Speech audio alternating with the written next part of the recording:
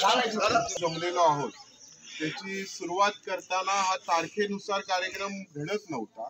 तर तारखेनुसार कधी कार्यक्रम व्हायचा नाही पूर्ण, पण त्याची सुरू करणारे असं कधीतरी सुरुवात होत असती। ती सुरुवात इथं करणारे अजय दादा इथं आहेत आणि त्यांचे सहकारी होते। की तारखेनुसार तिथीनुसार हा जो पूर्वीपासून आलेला विषय आपण वेगळ्या पद्धतीने हा कसा हे साजरा करता येईल की बाबा आज पुण्यतिथी आहे तर पुण्यतिथीला जे केलं जातं कुठलं कर्मकांड नको, या तुम्ही दर्शन द्या। आई साहेबांचंच एवढं मोठं कर्तृत्व आहे की त्याला कुठं नाही दुसरं काही वेगळं करायची गरज नाही। त्यांच्या पुढे नतमस्तक झालो आपण तरी समाधान आहे। त्यांचा इतिहास या मागची प्रेरणा अजय दादा आपल्याला थोडक्यात सांगतील। आपण सर्वजण एवढ्या लांबून येऊन ही दंडयात्रा काढून गावोगाव त्यांचं स्वागत झालंय, प्रत्येक ठिकाणी भेटी देऊन त्या घरातले पुढचे या सर्वांचं करून इथपर्यंत पोहोचलेलो आहोत। त्याचं आजपर्यंत जे पावित्र्य आपण राखलंय ते प्रत्येकाने आपणही सर्वांनी राखलं, त्याबद्दल मी पहिलं सर्वांचे धन्यवाद मानतो की बाबा आपण हे गेले 3 वर्ष दादांनी पहिल्या वर्षी ज्यावेळेस रथ चालू झालाय त्या वर्षीपासून एक वेगळी प्रेरणा त्यांनी दिलेली आहे। एवढ्या उत्स्फूर्तपणे आपण लोक दरवर्षी संख्येने येत आहे इथं, तर यामागची संकल्पना आणि यामागचं शांतपणे का करावं कसं करावं याबद्दल 2 शब्द आपल्याला अजय दादा जाधवराव भोईसकर सांगतील। आज आपल्या सगळ्यांतर्फे जाधवराव कुटुंबियांतर्फे समस्त महाराष्ट्रीयन जनतेतर्फे आई जिजाऊंच्या पुण्यस्मरणानिमित्त मी सर्वप्रथम अभिवादन करतो आईसाहेबांच्या चरणी। आता बऱ्याच लोकांना जिजाऊ साहेबांचा इतिहास ठाऊक नाही म्हणण्यापेक्षा काय की बऱ्याचशा इतक्या जमलेल्यांपैकी 99% लोक फक्त एकच वाक्य सांगू शकतात की आई जिजाऊ साहेब ह्या स्वराज्याच्या संकल्पिका होत्या। आता स्वराज्याच्या संकल्पिका म्हणजे नक्की काय? जिजाऊ साहेबांच्या एका निर्णयानं या भारतीय उपखंडाचा इतिहास, भूगोल आणि नागरिकशास्त्र कसं बदललं गेलं ऐकू येतं सगळ्यांना?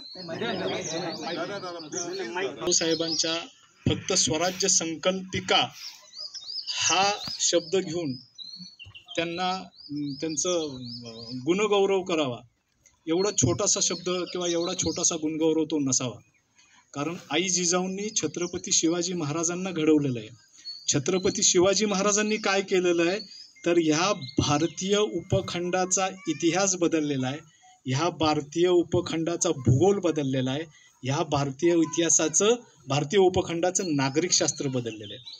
शिवाजी महाराजांचा इतिहास आपण जो आज संकुचित नजरेनं पाहतो त्यापेक्षा खूप मोठी दृष्टी ठेवून आपल्याला तो इतिहास पाहायला हवा की शिवाजी महाराजांच्या 30 वर्षाच्या कारकिर्दीमध्ये काय मोठे बदल घडले, त्या बदलाने आपल्या आजच्या जीवनमानावर त्याचे काय परिणाम झालेत, आज आपण जे आयुष्य जगतोय, जी लोकशाही उपभोगतोय त्या लोकशाहीचे खरे प्रणेते कोण होते आणि त्यांचे प्रणेते कोण होते याचा आपण सगळ्यात पहिल्यांदा अभ्यास करायला हवा।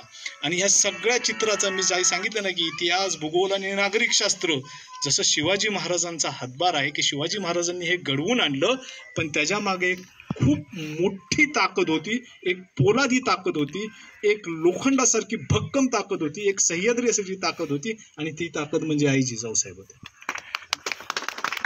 आज खरं सांगायचं तर खूप काही बोलता येण्यासारखं आहे, पण एक 2-3 गोष्टीच मी सांगितलं ना की भारतीय इतिहासामध्ये आमूलाग्र बदल घडवून आणलेले आहेत। 700 वर्ष 13व्या शतकाच्या सुरुवातीपासून ह्या देशावर परकीय शासकांचं वरवांटा सुरू झालेला आहे। शिवाजी महाराजांचा जन्म 1630चा आहे। साधारणतः 400 ते 425 वर्ष ह्या मुघली पारतंत्र्यामध्ये आपण काढलेली आहेत। अनेक संस्थान आहेत, अनेक राजे होते, राजपूत होते, जट होते, रेड्डीज होते, तुमचे दक्षिणातले मुदलियार्स होते, अनेक स्वतः छोटी राज्य करून आपापला कातडी बचाव धोरण अवलंबून स्वतःचं राज्य उपभोगत होते। परंतु ह्या परकीय शासकांची सत्ता उलथवून टाकण्याची स्वप्न ह्या कुठल्याही राज्यकर्त्यानं बघितली नाहीत। ह्या परकीय सत्तेला उलथवून टाकण्याची स्वप्न एका दाम्पत्याने पाहिली आणि ते दाम्पत्य होतं शहाजीराजे महाराज आणि आई जिजाऊसाहेब. हे पहा, शिवाजी महाराजांचा इतिहास अभ्यासताना सगळ्यात पहिल्यांदी आपल्याला शहाजीराजांचं आणि जिजाऊ साहेबांचे 30 वर्ष अभ्यासलेच पाहिजे. जर तुम्ही ते अभ्यासू शकत नसाल किंवा तुम्हाला अभ्यासाची इच्छा नसेल किंवा तुम्हाला ते ज्ञात नसेल तर तुम्हाला शिवाजी महाराजांचा पुढचा 1680 पर्यंतचा इतिहास हा पूर्णतः कधीही कळणार नाही. आत्ता एक घटना इथं घडली, मी खरं बोलायची इच्छा नव्हती मला, पण बोलतो आणि थांबतो थोडं सांगून. माईक वगैरे लावलाय दादा, सगळं नका बोल. ठीक आहे की ह्या 2 महान व्यक्ती आहेत, शहाजीराजे महाराज आणि आई जिजाऊसाहेब. शहाजी महाराजांचं स्वराज्यातलं स्थान काय आहे हे मी थोडक्यात एका वाक्यात सांगतो. आपली सूर्यमाला माहिती आहे, सूर्यमालेला 9 ग्रह आहेत. जे स्थान आपल्या सूर्यमालेमध्ये सूर्याला आहे ते स्थान शिवाजी महाराजांच्या स्वराज्यामध्ये शहाजीराजांना आहे. हे एवढं मोठं स्थान आहे. आणि आपल्या लोकांनी, आपल्या इतिहासकारांनी आपला जो मराठ्यांचा इतिहास आहे, हा छत्रपती घराण्याचा इतिहास आहे, हा अत्य छोट्याशा काळाकरता बांधून ठेवलेला आहे. मग तो शिवाजी महाराजांच्या जन्मापासून सुरू होतो. त्यामध्ये एक 10-12 महत्त्वाच्या घटना येतात. 1680 साली शिवाजी महाराजांचं निधन होतं ह्या किल्ल्यावर, तो थांबतो. आता थोडंसं लोकांना संभाजी महाराज समजायला लागले, थोडंसं राजाराम महाराजांबद्दल प्रेम निर्माण व्हायला लागलं. परंतु हे प्रेम निर्माण होत असताना तुम्ही शिवाजी महाराजांची जी पार्श्वभूमी आहे, शहाजीराजांनी तयार केलेली, लखोजीराजांनी तयार केलेली, वानगोजीराजे निंबाळकरांनी तयार केलेली, हे आपण विसरत चालतो. शिवाजी महाराजांच्या मध्ये हे बीज निर्माण कोणी केलं? आई जिजाऊंच्या बरोबर त्यांच्या आजोळचे जे संस्कार होते, राजे लखोजीराजांच्या घरातले जे संस्कार होते, त्यांच्या मामांचे जे संस्कार होते, ह्या संस्कारातनंच शिवाजी महाराज घडलेले. माझं म्हणणं इतकंच आहे की जिजाऊंवर जेवढा अभ्यास होईल तेवढा लोकांनी करावा. फक्त ह्या कार्यक्रमाला उपस्थित न राहता अभ्यास केलात तर तुम्हाला जिजाऊबाई साहेब नक्की समजतील आणि नक्कीच सगळ्यांना ते म्हणजे आपल्या सर्वांना अभिमान बाळगावा असा त्यांचा इतिहास आहे. जाधवरावांना तर आहेच आहे, पण समस्त महाराष्ट्रातील लोकांना सुद्धा तो इतिहास अभिमानास्पद आहे. कारण एक पोलादी मानसिकतेची स्त्री काय करू शकते, तर ही पोलादी मानसिकतेची स्त्री जगातील, आशिया खंडातील सर्वात मोठं साम्राज्य नष्ट करू शकते. हे आई जिजाऊंनी प्रूव्ह करून दाखवले, आपल्याला सिद्ध करून दाखवले. आता सगळ्यात पहिल्यांदा ह्या कार्यक्रमाचं मी शिवाजीराजांचं मनस्पूर्वक अभिनंदन करू इच्छितो की इतक्या लांबून, आम्ही तर खूप जवळ येतो, इथं सातारा जिल्ह्यात येतो, पुणे जिल्ह्यात येतो, पण आज एवढ्या लांबून ही रथयात्रा सक्सेसफुली 3री वर्ष घेऊन येत आहेत. पहिल्या वर्षी आम्ही अनुभवली आहे, दुसऱ्या वर्षी अनुभवली आहे राजे. ह्या वर्षी आपण जितकी लोक ह्या इथं आलेत आईसाहेबांना वंदन करायला, त्या लोकांच्याबद्दल मी त्या लोकांचंही अभिनंदन करू इच्छितो की इतक्या दुरून तुम्ही इतक्या निष्ठेपोटी इथं आलात आणि आईसाहेबांना वंदन केलं. त्याबद्दल मी सर्वांचं अभिनंदन करतो आणि सर्वांचे आभार देखील मानतो. गोष्ट इथं मी आयोजकांना प्रेमापोटी सांगतो राजे, समीर दादा आपली परवानगी असेल तर. प्रत्येक आमचे की हे म्हणजे हे पुण्यतिथी एक औचित्य आहे. हे औचित्य साधून आपण येतो. प्रत्येक समाधी स्थळ हे अत्यंत पवित्र असतं. तुम्ही कुठल्याही आता दिल्लीला गेलात, कुठल्याही राजकीय पुढाऱ्यांच्या, महात्मा गांधींच्या समाधीवर गेलात, तुम्ही नेहरूंच्या समाधीवर गेलात, इंदिरा गांधींच्या समाधीवर, कुठल्या समाधीवर गेलात, तर एक असतं की तिथं नीरव शांतता असते, नीरव शांतता असते. आता हे मी हातात घेणार नव्हतो, परंतु घ्यायला भाग पडलं.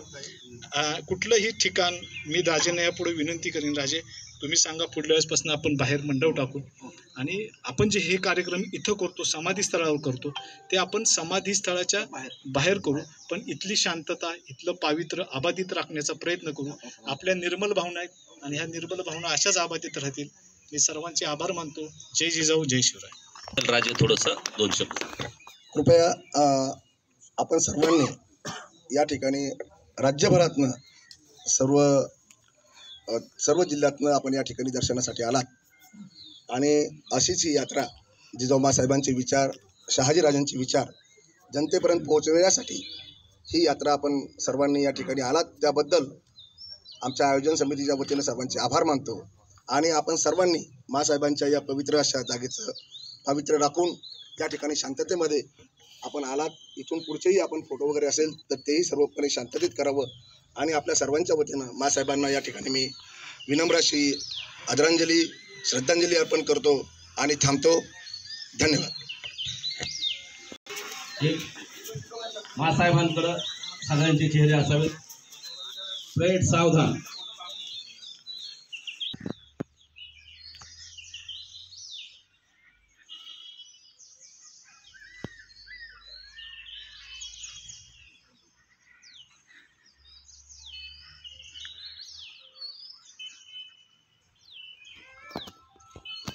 विश्राम. ओम शांती.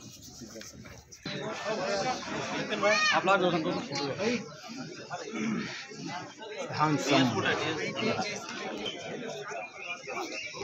हॅलो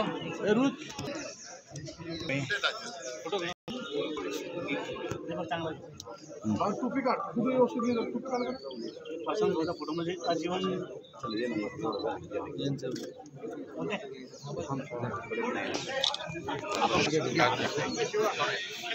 से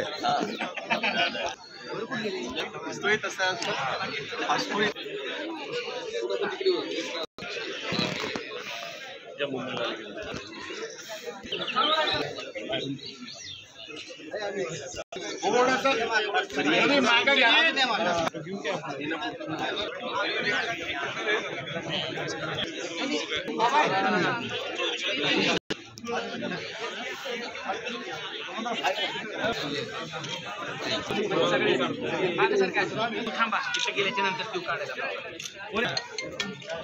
आपले हो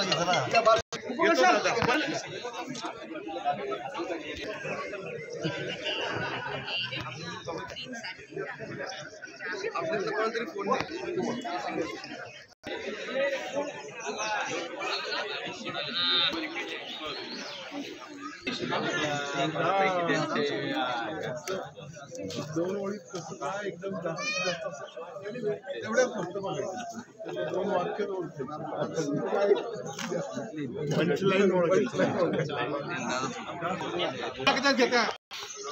इकडं ऑल इन उभा आहेत ना मध्ये